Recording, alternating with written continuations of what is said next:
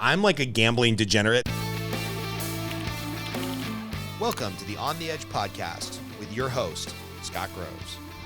All right. Good evening, ladies and gentlemen. It's Scott Groves here with my newer friend, Ana Jaramillo. And what's crazy is that Ana is like one of the 7 locals born and raised in Las Vegas. True. Still here since the beginning, still here doing stuff. Right. And what I wanted to talk about is I want to talk about your real estate career. I know that you've been self-employed and owned a couple businesses in Vegas, and including a very thriving landscaping business that you sold a while back. Yes. Or partnerships dissolved or whatever it was. But interestingly, you have 4 grown kids that are all normal, functioning members of society, and everything that I've heard is it's very hard to raise kids in Vegas. That was one of the criticisms we got when we bought a second home up here. Yes. So I just want to hear about your story growing up in Vegas, how much the city has changed. What do you think real estate's going to look like out here now or in a couple years? We're filming this beginning 2023, and then give me some tips so that I don't raise degenerate gamblers here in Vegas. Oh my goodness, so right? What did I miss in your biography? You know what? Gosh, how amazing it was to grow up in Las Vegas. You know, I was actually bragging about the elementary school that I used to go to, Pat A. Diskin. And I had to walk just a few hundred feet to my school. And one of the things that I learned at that school, like we would go to school and we sat in the library, the entire elementary school sat in the library in rows.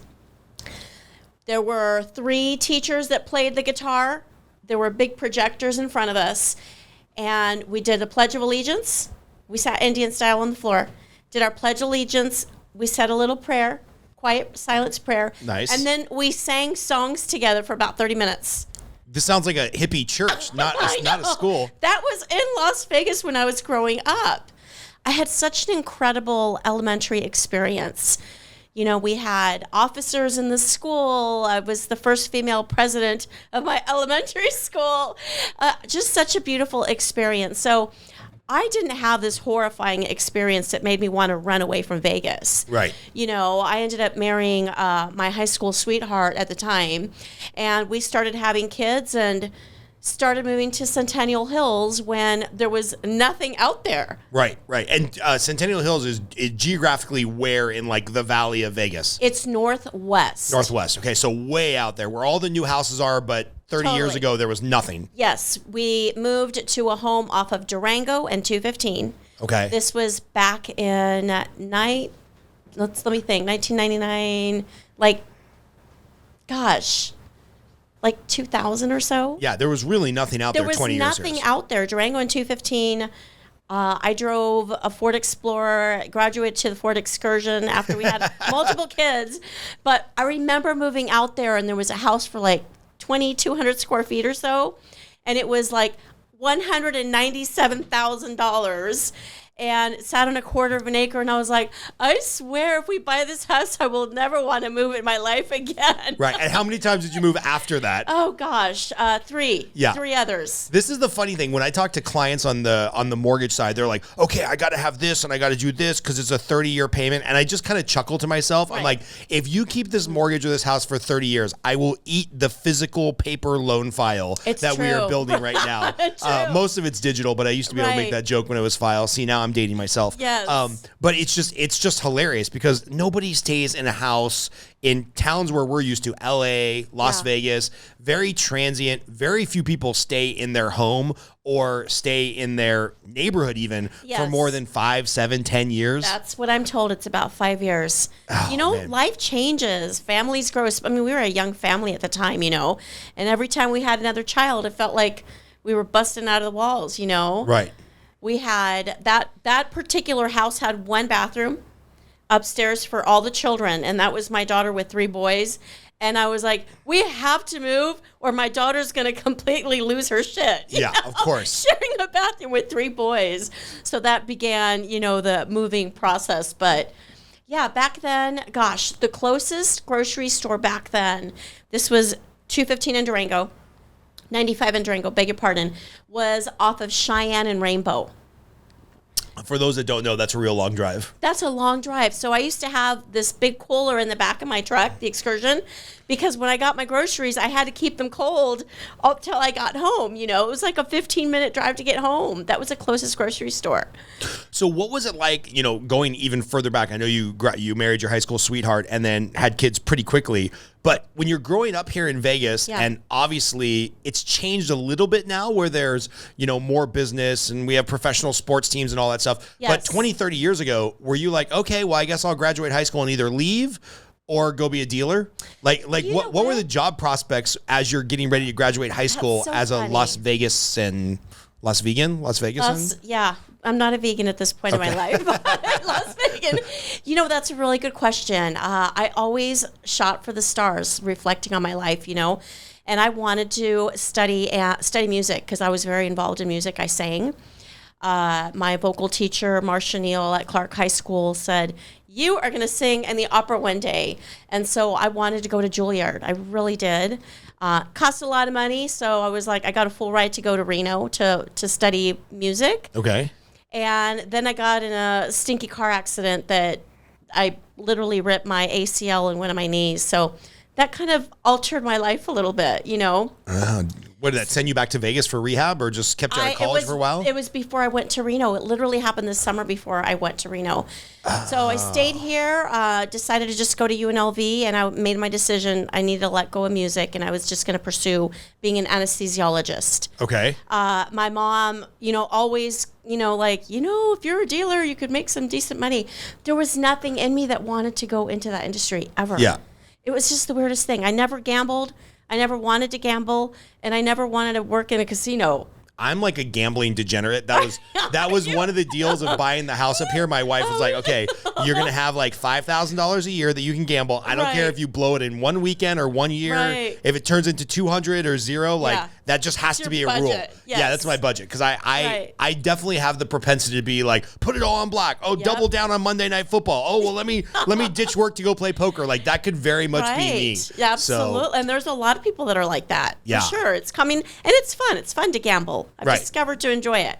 Okay. You know, for fun. But it was of no interest. Is it because you grew up here and it was on every corner? It was in the 7-Eleven. It was in the grocery store. It's just kind of ubiquitous and you're like, it's not as interesting. It didn't capture my attention. I am going to confess I had one baby experience.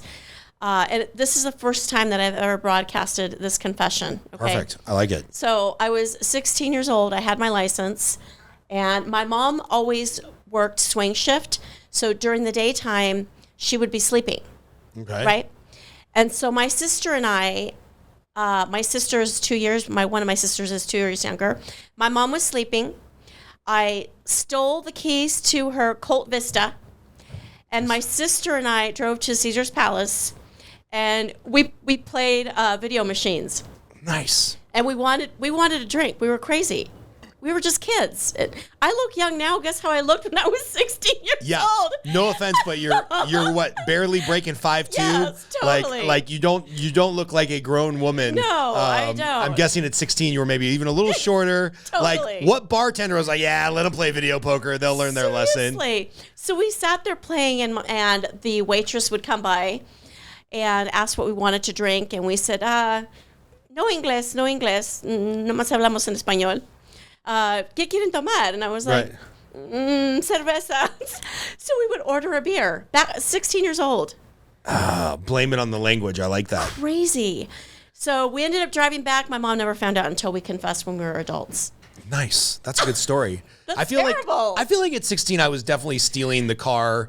I would say we had this lady who I called grandma, but she was just like a family friend. Yeah. And when my parents moved out of town, I still kept a job in like Eagle Rock area. I was scooping ice cream, right? And I wanted to be closer to my friends. So I would sleep at her house, but she was like an 85-year-old deaf. Oh, wow. So I would work, I would go to school or I would do whatever. And then I would work from 6 till 10. And then at 10, I would knock on her bedroom door and be like, Grace, I'm home. I'm going to bed. She'd be like, okay. Take her hearing aids out.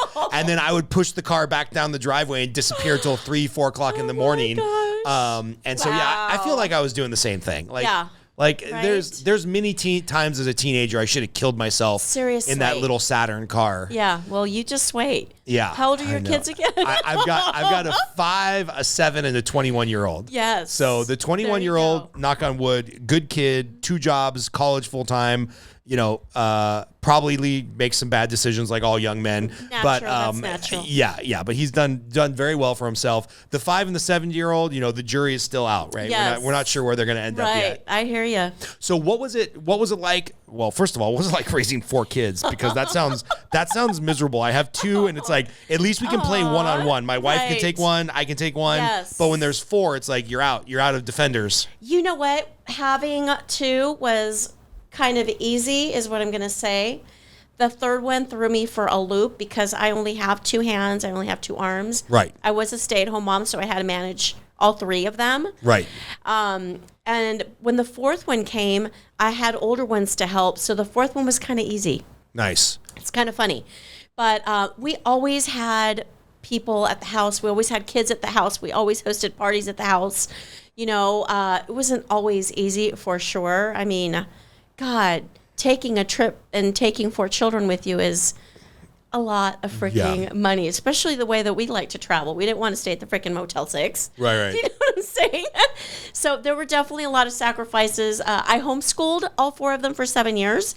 Wow. So until junior high, they were homeschooled. Correct. Did that make it easier or harder? Because like I feel like my wife, we're in a hybrid homeschooling thing. It's called Acton Academy, ACTON. Okay. So it's like we can keep them home and do homeschool stuff. We can send them to the whatever they don't call it a classroom, like a but community. we can send them there with their guides. Yes. You know, or we can travel with them, and it's great. Yes. But my wife kind of needs that few hours a day now where both of the kids are gone. Yeah, you know what's really crazy? I was actually reflecting on this yesterday with my friend, and it was just my world. You know, I loved my children.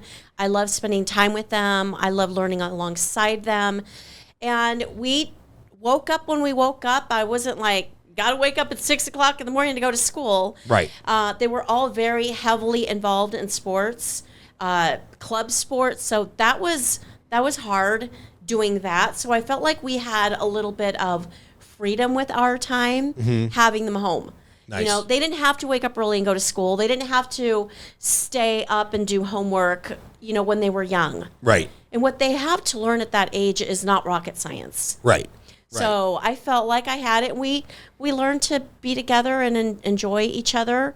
You know, my kids learned to listen to me because I wasn't stupid because the teacher was the smart one. Right. They wouldn't come home and do homework and go, "You don't know what you're doing. You're not my teacher." Right. I didn't have that with them. Right. I was the one that taught them. So, you know, it was a very unique thing. I'm grateful that I had that time with them, you know. That's It wasn't awesome. always easy, but we learned to be together. Yeah, we had Gabriel when we first moved up here during COVID because all the schools in LA were closed down. Yeah. We had him in a private school here, which will remain nameless. Uh-huh. And you know, in kindergarten, they were like, 8 hours a day at the desk, and then you have to be a grade level ahead, and you have to do like 2 hours of homework a night. And I was like, guys, this is fucking kindergarten. I know. Like, you don't have to be on the Harvard path in kindergarten. And I saw it. Gabriel was a super confident, gregarious, outgoing kid at 4. Yeah. It crushed him. And just now, between jiu-jitsu and the new school we have him at and kind of like repumping up, he's just like gotten his kind of swagger back, for lack of a better term. Yep. But it literally, I saw it over the course of like 13 months, 14 months before we took him out of school. Yeah. It crushed his soul. And as a parent, you're like, am I doing something wrong? Is he supposed to be a grade level ahead? And Right. then I started seeking out some other homeschool communities and non-traditional schools. And they're like, hey, you know, I was talking to a buddy of mine, Matt Boudreau, shout out to him. We had him on the podcast. Yeah. He's like, hey, Scott, he's like, what grade level adult are you? He's like, what grade level loan officer are you? Right. He's like, that's not how the real world works. When It's you're not. 35 or 45, you're working with 21-year-olds and you'll be better at some stuff than other people and Yes. other people will be better than you. He's like, this whole like, you better be at grade level by first grade, second grade. He's like, it's all bullshit. It Boys really is. especially learn at a different pace. Absolutely. It's going to be okay. So shout out to Yes. Matt Boudreau and also the Acton Yeah. Academy. Our buddy James, who's also been on the podcast, he runs the Acton Academy here in Henderson, Green Valley. That's cool. And That's worked out so much better for us. And now Gabriel gets up. He's pumped up about going to school. He likes it. He's learning at his own pace. He's got his confidence back. And I'm like, oh, that's way more important than like testing at 2 grade levels ahead by 3rd grade. Who gives a shit? You know what? And it's really stupid because I learned a lot when I was homeschooling them just about the system, the school system. And if your child, let's say, God forbid, he was, paraplegic and couldn't attend school, they would send someone to your home from the Clark County School District for like 1 day or 4 hours or 5 hours. And that's all the time that they would need to teach them everything that they would have learned in school in 5 days. Really? So there's a lot of wasted time at school. Especially, I'm not trying to be a hard ass, but especially in the public school system. Right. Because teachers are busy babysitting. They don't even have the time to freely teach. They're trying to take care of this cattle, this herd. Yeah. And there's a lot of wasted time in that. And they got to teach to the lowest common denominator. Yes. And they're probably having to be the disciplinarian. And they're dealing with 30 different parents, cultural and children and disciplinary beliefs that they got to mold into this pot. That totally makes sense to me that if you could take a teacher out of the school, they could probably teach the whole curriculum in 5 to 8 hours a week. Yeah, it's not rocket science. Like I said, especially elementary, they're learning basic math, addition. I mean, there are kids that get to middle school and don't even know their basic multiplication tables. They don't even know that basic stuff, and they've gone through school. There is this tragic podcast. I mean, it's a phenomenal podcast, but it's a tragic story called Sold a Story. It's a national public radio or national American. Chris, maybe you can look that up. Who did Sold a Story? It's a podcast done by a gal who was an investigative journalist. And she started during COVID seeing this a bunch of parents are complaining about their 3rd grader, 2nd grader, 4th grader, 6th grader, 10th grader doesn't know how to read. And they had no clue because they keep getting passed. So it turns out something like 60% of 4th graders in America are not language proficient and cannot read at quote unquote grade level, which I just got done saying that doesn't matter. But by 4th grade, you should know some stuff. Absolutely. And this Sold a Story podcast goes into basically how in the 80s to 90s, they changed the way they changed the way they taught reading from phonics and actually sounding out the words to this kind of guessing based on the first letter and context. And kids just can't read. They're just guessing. If it's not a book that they've read before and can memorize, they're fucked. It's true. It's really sad. It is really sad. What's it called? The person is Dr. Gandhi Thompson. That was one of the people that they referenced. But the Sold a Story, it was like a 6-part miniseries. There's a gal that did it, and I think it was done by either NPR or National American Radio or something like that. We should put it in the show notes if people want to reference it, because it's one of the best short form 6-part podcasts I've seen. It's eye-opening, and the fact of the matter is, people don't want to hear it because it's not convenient to have your kids home. Right. I'm not trying to be an asshole. Right. But I mean, everybody has to go and work. Yeah. And so not everybody can afford the luxury for their kids to be home. And we did, and so I took advantage of it. That's awesome. You know what I'm saying? And let me ask you, because I always think about, where is my audience rolling their eyes, right? Were they socially awkward when they got to junior high? Hell no. Were they picked on? Were they the weird kid? No. All those stereotypes about homeschooling. Yeah, and there are those. Don't get me wrong. We would go to some things and you'd get the homeschool kids that never comb their hair. They're wearing their freaking pajamas. We weren't that family at all. What was really cool is I'm very much into athletics and sports and being physically active. And so I hired a boot camp coach to teach our kids. So more homeschool parents came alongside, and so we had them come out two times a week, Tuesdays and Thursdays. And our kids had interactions with good, healthy people. A lot of them were actually baseballers. They were ballers, club ball players. And they were involved in sports, so they were always around people. Right. They just learned to be around people and have conversation. They would go up to adults and be very comfortable having adult conversation because they weren't surrounded by a bunch of 10-year-olds that don't talk logically. You know what I'm saying? My wife and I had totally had this conversation where it's Gabriel might be a little bit behind on technical reading or math, but it's he's bilingual. he can sit. His aunt and uncle took him to STK Steakhouse on the Cosmo for his 7th birthday because we were like, so what do you want to do? Like Chuck E. Cheese? McDonald's. And he's like, I want a steak. Can we go? And so they went out, dressed up in a suit. I love it. And that was like his world, right? And when we go to jiu-jitsu, he has no problem running out on the mat and talking to 12, 13, 14-year-old kids about like, when are we going to trade Pokemons? Right. And I'm like, these are the social skills that are invaluable. Yes. He'll figure out how to do geometry at his own pace. Absolutely. When the brain is ready. Right.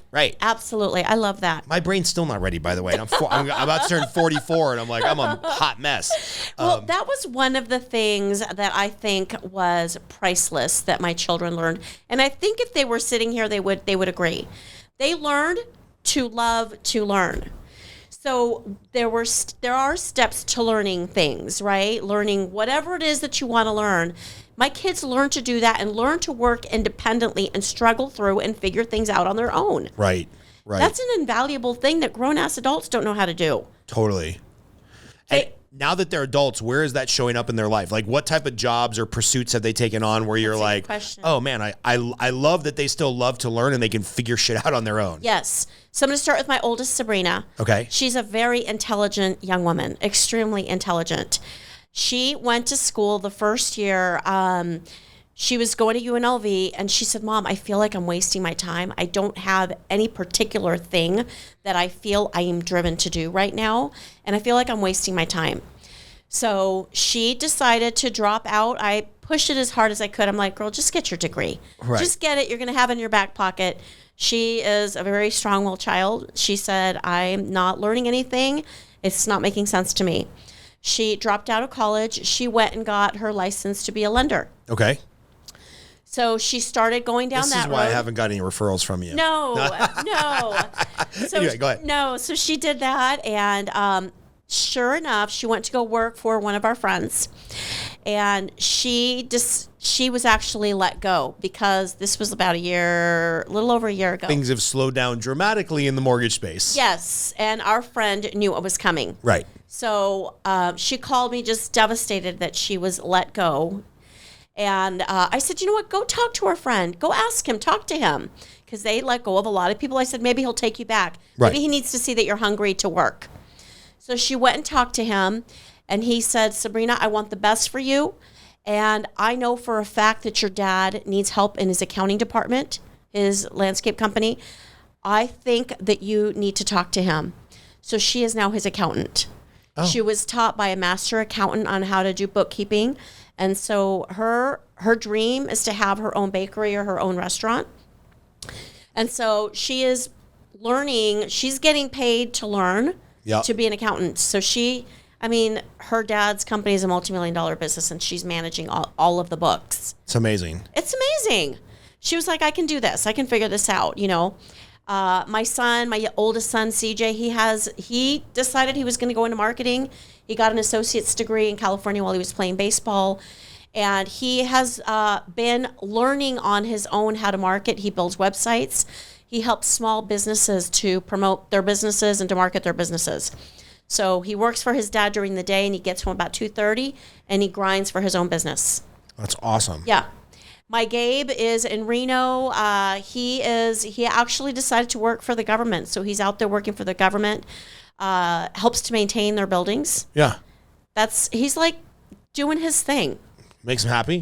He makes him happy. He's just a happy child, My 18-year-old, he's the one, his first full year in school was 8th grade. He had never been in the conventional schooling world. He is finishing up his senior year. It's his senior year. He's going to go to UNR, and he wants to study to be a doctor. He wants to be a surgeon. That's crazy. I know.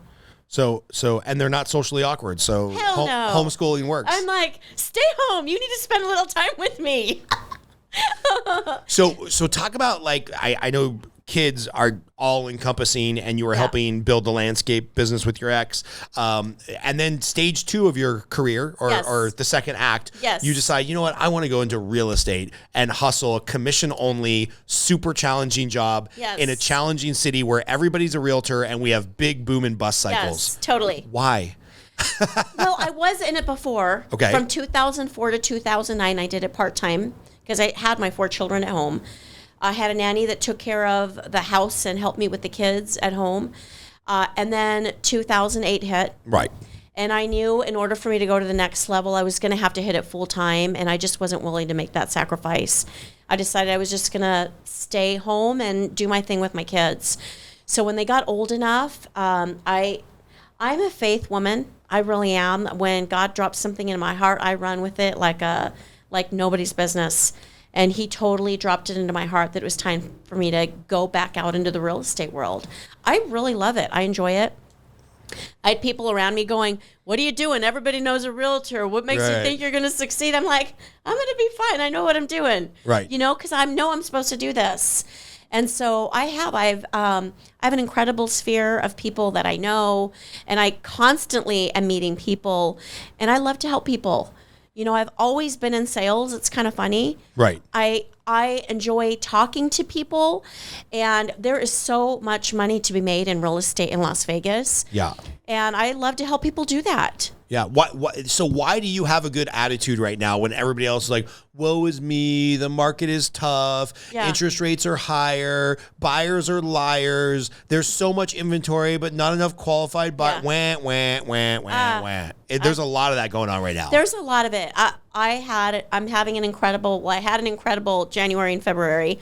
October and November were tough. Yeah. But when you build a brand new business, you don't make a ton of money when you first start. That's just normal business. Right. I don't care what business you decide to start. The first year you're lucky to make any money. You're downpouring money and time to make it work. So real estate is no different. Right. So I knew I was going to have to grind. There was going to be a little bit of tough times ahead. Just creating my systems and building, you know, I knew that was coming. But one thing that one of my girlfriends told me, that she's been in the industry for about 20 years. She said, Anna, one thing I know, people are always selling and people are always buying. Right. And I believe that. And I stay plugged into systems and I'm active. I don't wait for money to fall into my lap. You don't just sit there and wait for the phone to ring? Hell no. No. And I love going out and meeting people and talking to people, and just naturally business just comes. Yeah. You know, it just happens. How do you do that tactfully? Because I get the feeling that you are an outgoing, gregarious person when you're out there learning how to golf. I just get the feeling that you're talking to the person on the next tee, be like, hey, do you own a home? Like I get this feeling that it comes naturally for you. But how do you do that, right? Because all the coaching programs say build your sphere, keep in touch with your database. Okay, but like, I don't want everybody to think that the only time I call them is when I have a real estate pitch or I want to do a loan for them. So how do you be authentically you, but also be a salesperson? I think first of all, you just have to do you. You don't need to be out there selling. You just need to hone in on being the best you. And I've spent a lot of time working on me being the best me. So things just happen. So I was working out, for example, the other day, worked my ass off. I looked at the gal that was working out next to me. I'd never seen her before. And I was like, good job. You kicked ass, you know. She was like, thanks. You did too. She said, I finally made it back to the gym. I haven't been back in a month. I said, no kidding. Well, what times do you normally come? And she told me she wanted to start coming at 6 a.m., which is when I go. And I said, you know what? Give me your phone number. Let's exchange phone numbers. And the next time you come, call me, and I will put a mat right next to me so we can work out together again. She says, that sounds awesome. We exchange phone numbers. And she says, so what do you do for a living? I said, I help people make money through real estate. She says, are you kidding me? I said, no. Why are you asking? She says, my husband woke up this morning, looked at me and says, do you know of a good realtor? So she connected me to him, and he is, I have a commercial deal happening with him, connected him with a commercial realtor. Because I'm not quite there yet. I'm getting there. Commercial's way different. Yeah, hand that shit off. Yeah. Hand that shit off and take your referral fee. Because commercial is like a landmine or a landmine field. Yes. It's tough. It's just different. It is a totally different animal is what I understand. So, you know, that's so funny because I'm very jealous of female loan officers for the following reason. I cannot have that conversation at the gym with a female without being creepy and then being like, wait a minute, aren't you married? Like, what do you mean get my phone number Right. so we can meet up here at 6 a.m.? Right. But then on the flip side, any guy you talk to is going to talk to you because they're a guy Right. and we're all pigs. So I'm always telling my wife, I'm like, maybe you should go be the loan officer Right. and I'll just process, because every guy will take your Yes. phone call and your lunch appointment, and every girl won't be weirded out by you. Like Yeah. if you're trying to be up to something inappropriate, I'm like, this sucks, man. This Yeah. is the bad social dynamic for Right. men just striking up a conversation with a girl at the gym. That's funny. But you know what? I work out with guys too. And Yeah. you just got to relax. You know what I'm saying? We're just there trying to do our best and cheering each other on. And naturally, conversations just happen. Yeah. You know what I'm saying? And through normal conversations of taking interest in other people, they start asking you questions and conversations just flow. It's just Yeah. a normal thing. You know what I'm saying? That brings up that old sales adage, right? Like it's better to be interested instead of interesting. Yes. Is that just your natural personality, or did you have to kind of hone that skill where it's like, okay, I'm going to ask like 10 questions before I talk about myself, or how does that come naturally to you? Well, you know what? It comes out naturally now because I've invested a lot of time into reading for as long as I can remember. It's probably been 25 years, so it's been a solid 5 years of reading. I'm joking. Right. No, seriously, I've invested a lot of time into self-help books and learning and understanding people and wanting to be the best me. So that's just a normal thing. You have to, I love people. I love when I see them wearing hats, I'm curious to know where did you get that hat from? I'm just curious because I like it. I would love to have one of those, It's just having normal conversation with people, I love it.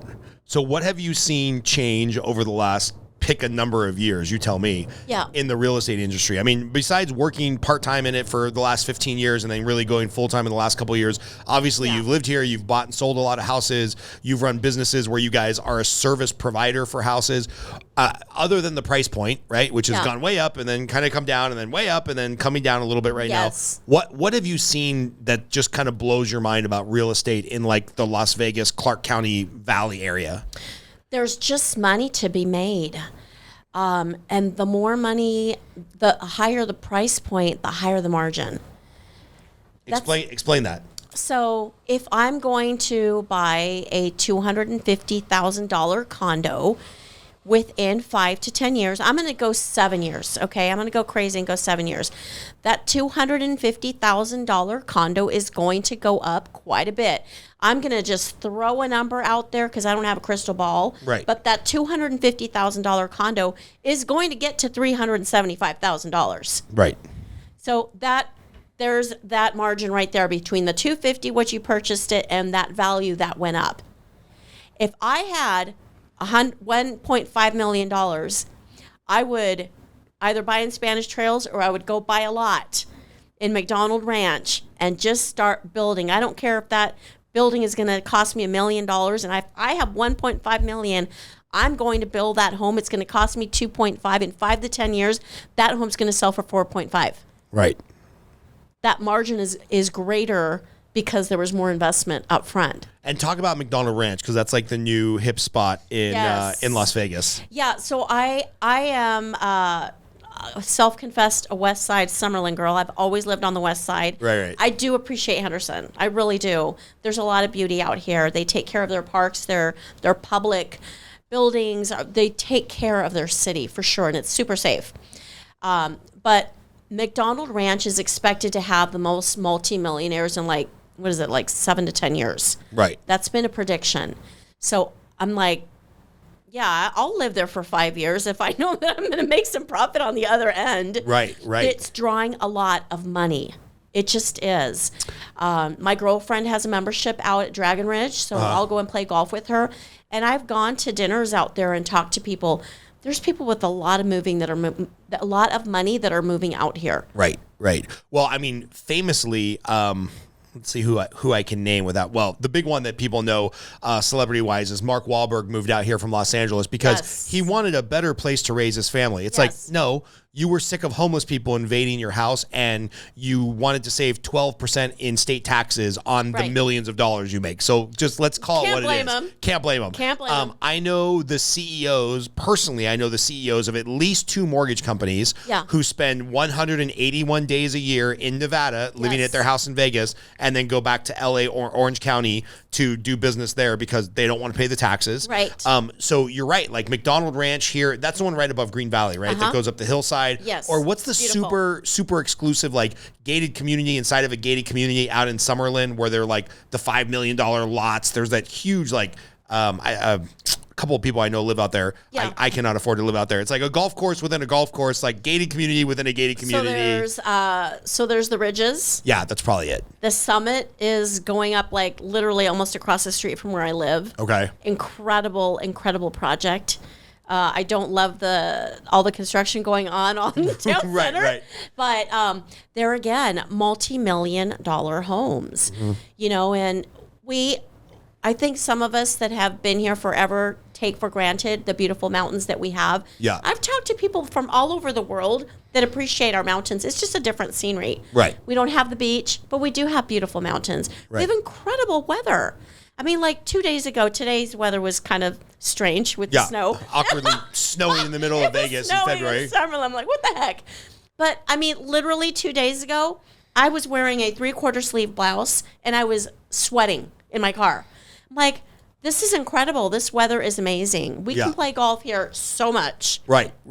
I always think it's funny because people complain about the summers, which, by the way, I will go for a long hike with a cigar while carrying a selfie stick doing a Zoom meeting, and like 100, 103, I'm okay. Right. But there is something like every degree over 103 up to last couple summers was like 115. Yeah. That heat is oppressive. It's like hot. that gets brutal. It is. But most of the people I know burning that hot. complain about it, I'm like, dude, you don't dig ditches for a living.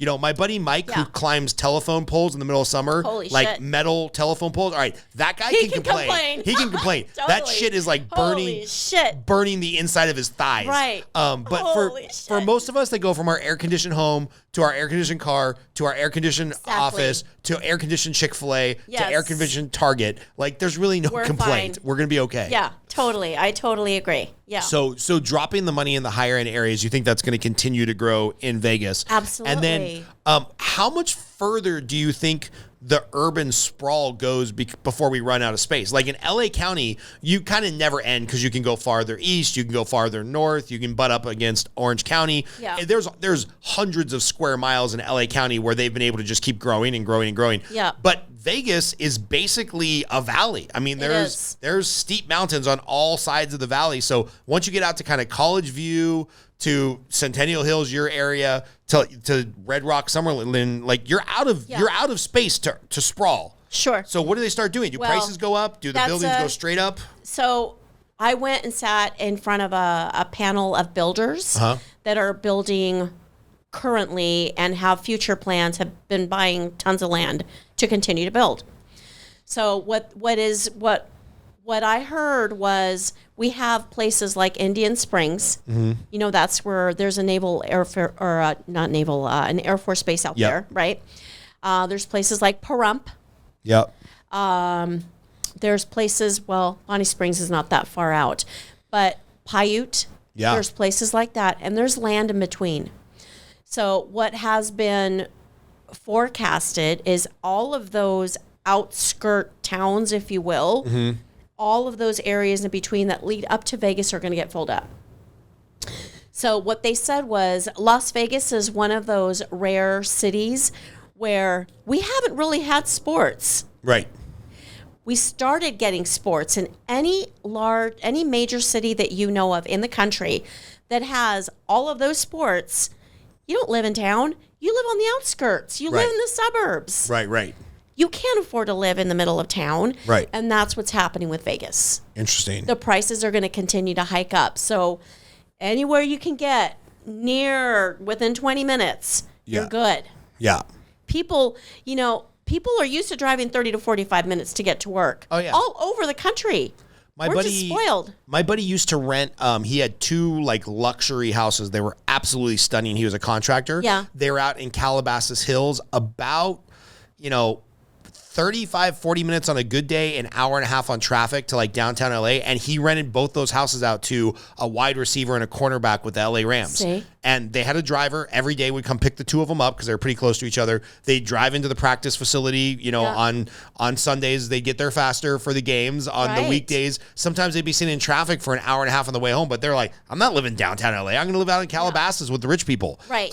Right. And then I would say the people that are working at these, large stadiums, they would live even further out, right? Yeah. Because that's where they could afford to live. So yeah, I could see that urban sprawl kind of going over the hill this way and out the range that way. Yep. That's interesting. Exactly. And, the other thing that's coming too, I went to, it was like the Las Vegas Greater Association of Realtors. I went to a meeting last year and they talked about things that are coming. And we're going to have helicopters that are like Ubers. Right. It's coming, people. It's coming. So we have to remember that there's progression happening. And all we see is what we've experienced, but there's more coming. Right. So talk about Lake Mead, because if we run out of water, it's all for naught, right? Yeah. You know what? I'm going to tell you this. I have come from the real estate world, and I don't believe in the conspiracy. I don't have enough information to back up my beliefs. Right. I did sit in front of the Las Vegas Water District meeting. I think it was last week.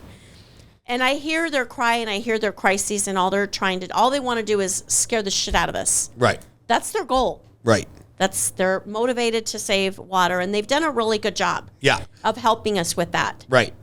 A lot of people don't know this, but Vegas, I think leads the country in water reclamation. Yes. And if I remember correctly, this housing tract, because it went in within the last 10 years, there's a separate drainage from everything but the toilet. So the sinks, the washer dryer, the showers, that water drains to a reclamation site. Yes. And then only our sewage goes, never to be used again. Right. But all the other stuff gets reused. And I think Chris is a big infrastructure guy. I don't know why. He nerds out about that stuff. Okay. All right. I think he said that because we do such a good job of saving water in Vegas, we get the bottom straw in Lake Mead, where everybody else is screwed first, but Vegas will still have water. Is this correct, Chris, or am I making this up based on some conversation we had? Yeah, that's true. Vegas has the lowest elevation intakes. Also, interestingly, all that non-sewage water flows straight back into Lake Mead. Oh, there you go. Via Lake Las Vegas, by the way. So Lake Las Vegas is actually all reclaimed Las Vegas water. And then they pump it back through Lake Mead, and then they filter it back into the system. Yeah. So Lake Las Vegas is super upscale and stuff. I don't think even the residents there know that the water's all reclaimed water. It's you don't want to go. Theoretically, it's gross, but technically, it's clean.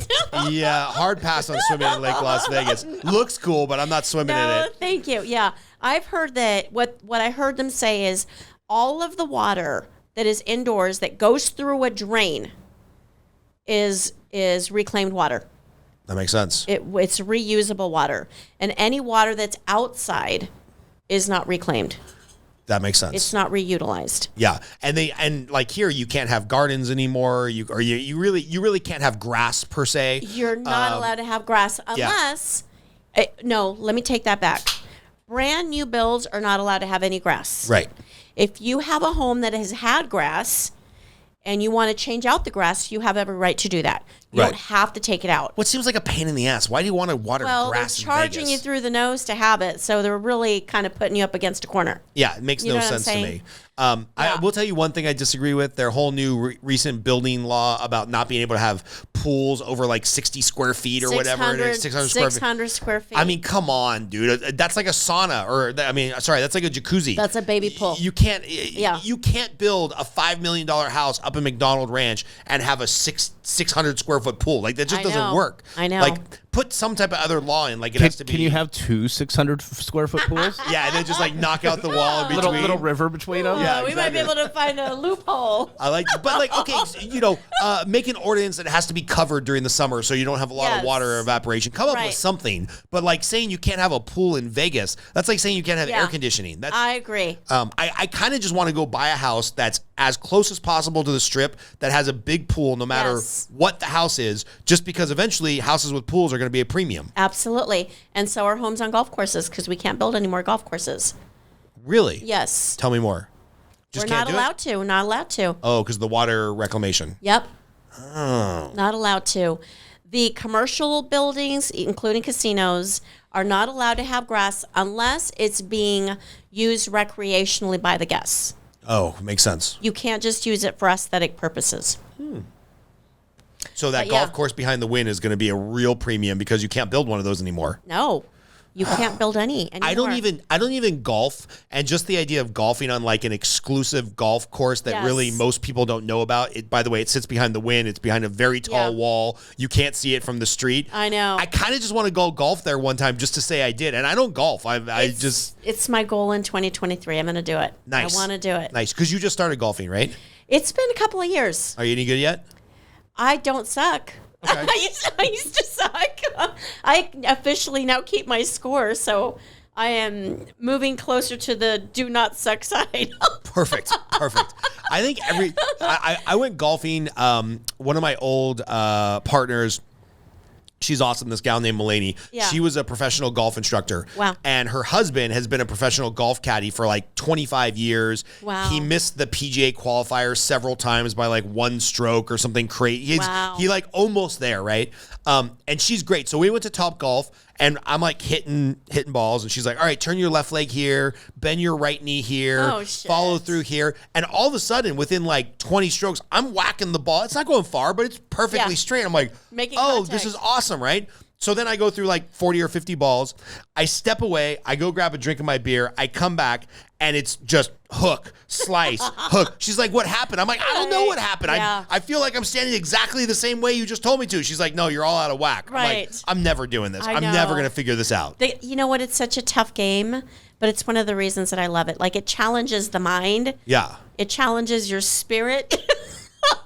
It challenges you physically, and it's such a good game. That's awesome. I really appreciate it.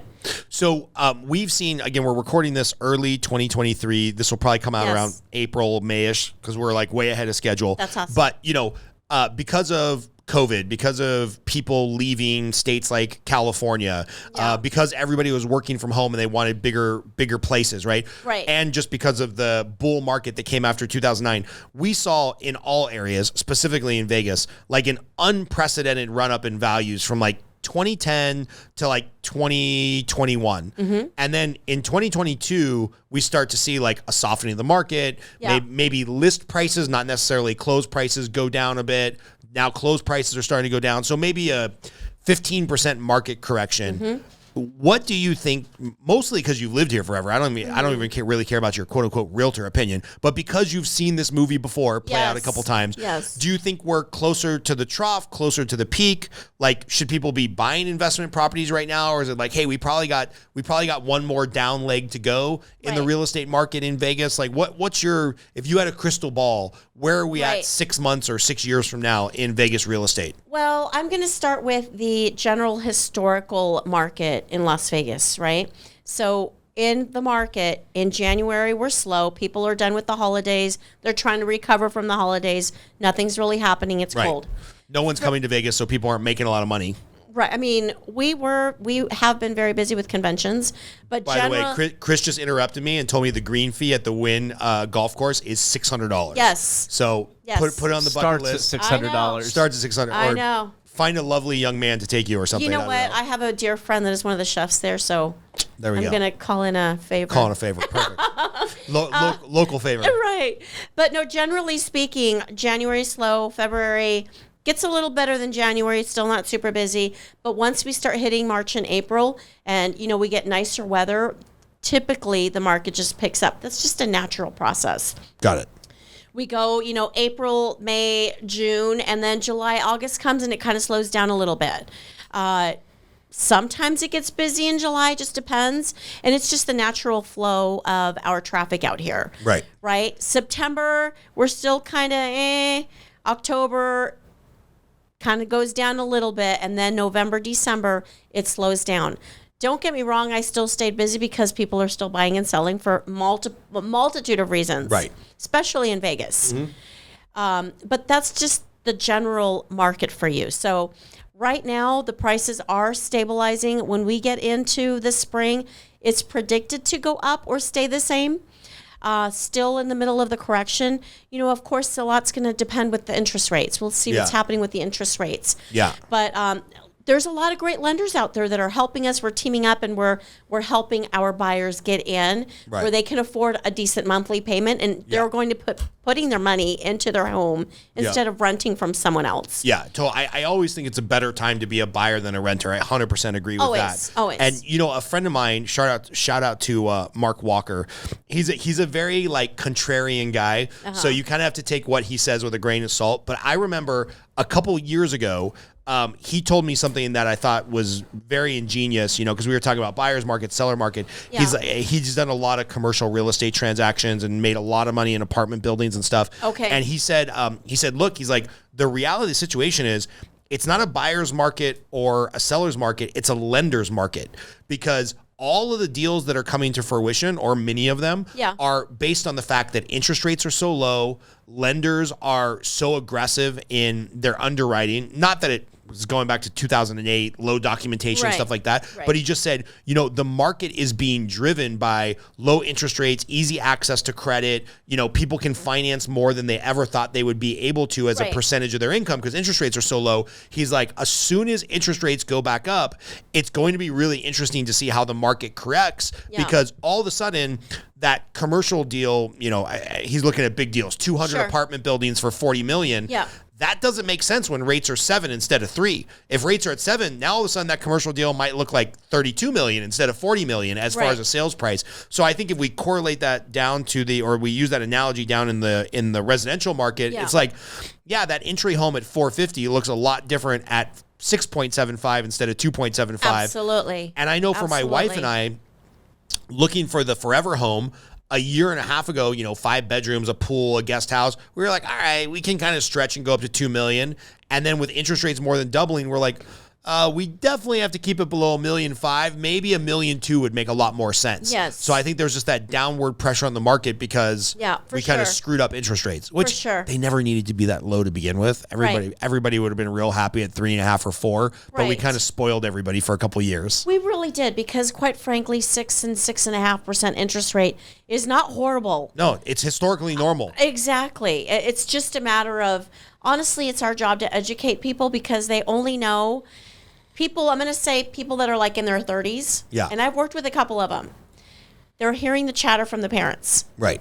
The parents are still dealing with their fear. And so they're trying to instill fear to their children to hold on. And it's annoying to me when I hear these stories. Right. Because you are not your parents. We're not going through 2008 right now. Right. There are so many circumstances that are so different from what they were then. Yeah. I have really encouraged them, take the time and gather enough information other than your parents. And I don't mean that with any disrespect. Right. Because that older generation that got hit really, really hard, that my mom was one of them. You know, I mean, we suffered quite a bit. Right. But we have a certain resilience when we're at a certain age. Right. Those older people, they were hit really hard with their retirement money. Yeah. They're scared as shit. Yeah. And they're still trying to instill that fear to that next generation. Right. So I feel like it's our job to truly educate. We're not living in those times. Right. And if you invest right now, let's get you the very best interest rate. But if you are in a position to buy, let's do it. And in 5 to 10 years, you're going to make some money. Yeah. No one makes overnight money in real estate typically. No. It's a long-term investment. Right. And you got to have somewhere to live. Like, I get it if you're thinking about, should I buy 20 investment properties right now? Oh, well, the entry point to the market probably matters a lot more than like, this is my owner-occupied place. I have to live somewhere. Yes. There's this funny meme that I've been seeing. It just started making its rounds amongst lender people. So it'll get to you realtors here in a couple of weeks. But it was like a parent and a child talking, like a grown parent or a grown child and a parent. Okay. And the parent's like, it's no big deal. My first mortgage was at 12%.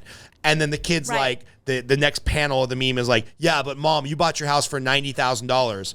And then the mom back to the kid is like, yeah, but I didn't get paid $150,000 to be a graphic artist. Yes. And so it's like times change, incomes change. You know, I'll see people post this stuff of like, oh yeah, you know, interest rates could be 18% when the house was only 70 grand. I'm like, yeah, but that's when an accountant was making $22,000 a year. Yes. Now a great accountant makes $200,000 a year. So Yes. there's inflation all over the place. All over. And you just got to see what you can afford.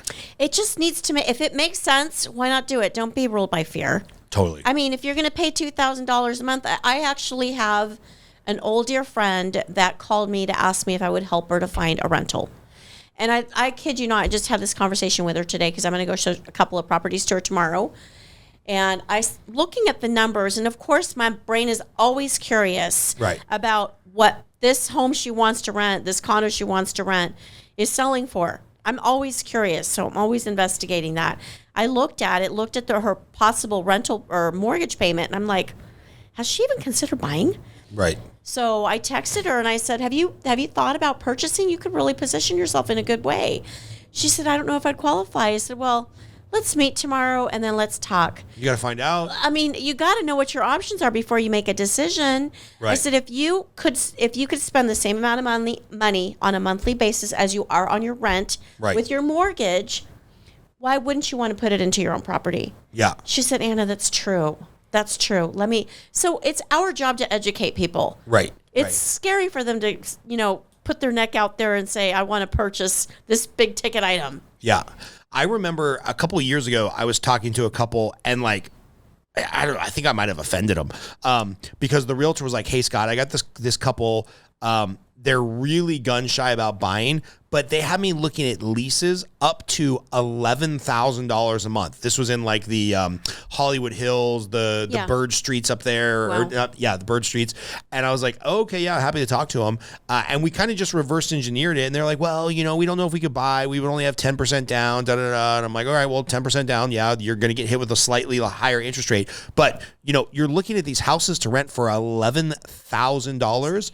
That's a $1.8 million mortgage with like a $2.1 million purchase price. And wouldn't you rather spend that 10 grand a month? Because interest rates were significantly lower. Right. I'm like, wouldn't you rather spend that 10 or 11 grand a month, or even if it's 12 grand, if you can afford 11 grand for rent, you can find 10, 12 grand to own the place. And they just, for whatever reason, there was just a disconnect where the realtor couldn't get through to them. I couldn't get through to them. And exactly as you said, they were here on a visa. They were planning to stay in the U.S. forever. Their parents were from Canada, and their parents kept telling them, there is no way you can afford a $2 million house. There is no, because the parents had no concept of how much money they were making here in the States. So they were just like, well, we're embarrassed to admit to our parents that we're going to pay $10,000 a month for rent, but they keep telling us we can't afford a $2 million house. So I was like, guys, I finally ended up telling them, I'm like, would you like me to be the adult and talk to your parents for you? Right. And then conversations kind of broke down. Yeah, conversations kind of broke down after that, and they ended up renting. But I was like, I imagine now if they were scared to buy then, they're scared to buy now because rates are up and blah, blah, blah, blah, blah. Right. And it's like, great, you've thrown away $350,000 in rent over the last 4 years. Literally in the garbage. Yeah, it's just crazy. Yeah, it's our job to educate people. And, like I said, real estate is a long-term investment. Yeah. Always.